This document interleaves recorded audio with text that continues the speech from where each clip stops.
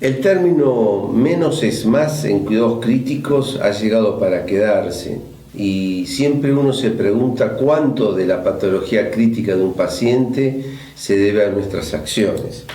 Ustedes piensen que protocolos en la unidad de cuidados críticos, términos de resucitación en un paciente en shock, no ha demostrado reducir su mortalidad. El famoso protocolo de Rivers en un paciente con shock séptico, tanto se lo evaluó y tanto nos enseñó, pero el uso de esos protocolos no ha demostrado reducir la mortalidad.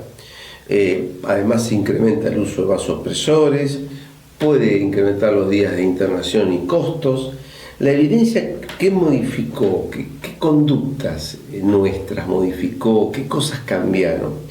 Primero, tratar de no utilizar catéteres venosos centrales cuando no es necesario y, por supuesto, no utilizar la saturación venosa central de oxígeno para indicar transfusiones de glóbulos rojos. La interrupción diaria de la sedación, que yo fui un fanático, todos los días interrupción de la analgosedación y ver cómo el paciente despertaba, ¿se acuerdan? Bueno, eso es el protocolo que tanto se divulgó y tanto se difundió y tanto lo apoyamos.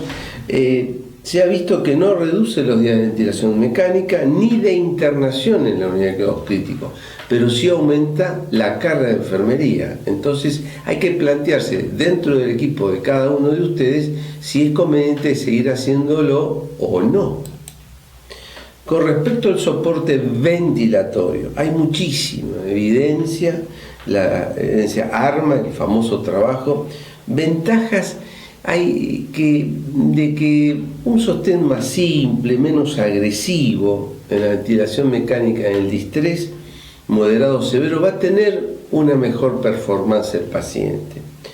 Por supuesto que las maniobras de reclutamiento y titulación de la PIP en base a ellas han demostrado que aumentan la mortalidad. Yo me acuerdo una vez que tuve que hablar de maniobras de reclutamiento y había buscado en la literatura y había más de 12 maniobras de reclutamiento.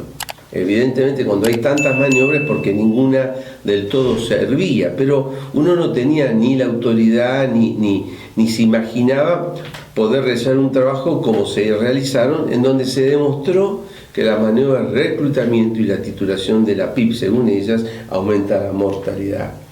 Por supuesto que las terapias ventilatorias más agresivas, con mayores niveles de PIP, aumentan los riesgos de barotrauma y neumotoras y por supuesto no modifican los días en ventilación mecánica. Otro protocolo famoso sobre fluidos y transfusiones de glóbulos rojos, el hidroxietilstarch versus el Ringer con acetato. Obviamente que se halló mayor mortalidad con el hidroxietilstarch y mayor requerimiento de terapia de soporte renal. Cuando se comparó el hidroxietilstarch versus la solución salina, hubo mayor requerimiento de terapia de soporte renal con este almidón, el hidroxietilstarch, pero no hubo variaciones en la mortalidad.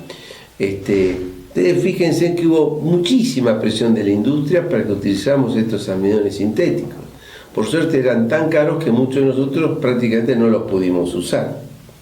Y otro cambio paradigmático con respecto a los protocolos fue el tema desde el famoso trabajo canadiense de la política restrictiva de terapia de glóbulos rojos versus la política liberal.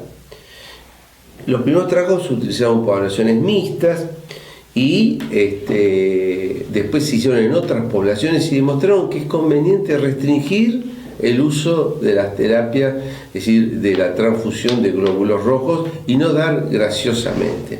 Incluso en las hemorragias digestivas agudas es conveniente dar la menor cantidad de sangre posible. La menor cantidad, eso se asocia a una mejor sobrevida del paciente.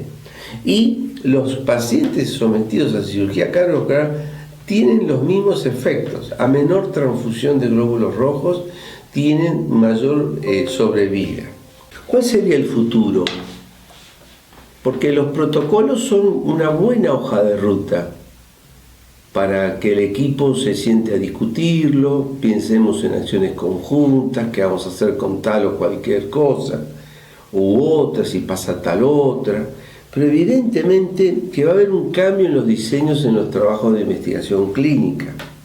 Y debemos abrir nuestras cabezas para admitir nuevos rumbos en los métodos de diagnóstico.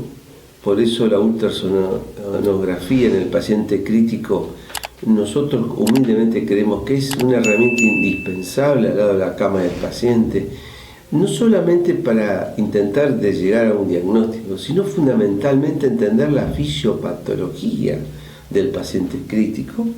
Y por supuesto, cambios de conducta. Vamos a tener que cambiar conductas.